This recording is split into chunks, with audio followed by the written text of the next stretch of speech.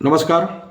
આજે અખિલ ભારતીય રાષ્ટ્રીય શૈક્ષિક મહાસંઘ ગુજરાત દ્વારા ગુજરાતના 2.5 લાખ પ્રાથમિક શાળાના શિક્ષકોને સમયસર નિયમિત પગાર મળે તે માટે શિક્ષણ વિભાગ અને નિયામકશ્રીની કચેરીને પત્ર લખીને રજૂઆત કરી છે। આજે 9 તારીખ થઈ છે, હજુ સુધી રાજ્ય કક્ષાએથી જિલ્લાઓને પગાર ગ્રાન્ટ ફાળવણી થઈ નથી।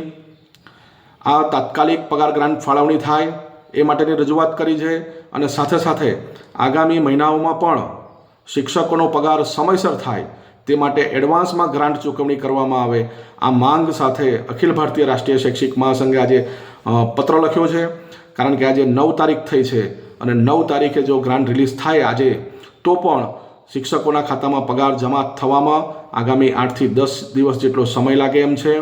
15 તારીખ પછી શિક્ષકોને આર્થિક સંકળામણ અનુભવાય છે। આજે જ અમારી ઉપર કેટલાય શિક્ષકોના આ માટે ફોન આવ્યા છે, સંગઠનના હોદ્દેદારો પર ફોન આવ્યા છે।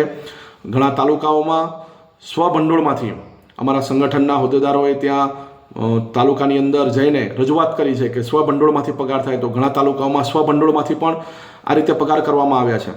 પરંતુ જો એડવાન્સમાં ગ્રાન્ટ આપવામાં આવે તો આગામી સમયમાં પણ એટલે કે આગામી માસમાં પણ શિક્ષકોને પગાર નિયમિત થાય, સમયસર પગાર મળી રહે। માધ્યમિક શાળાના શિક્ષકોને નિયમિત રીતે પગાર મળતો હોય છે, ગુજરાતના પેન્શનરો જે છે કર્મચારીઓ એમને પણ નિયમિત રીતે પગાર મળતો હોય છે, અન્ય કર્મચારીઓને પણ નિયમિત પગાર મળતો હોય છે।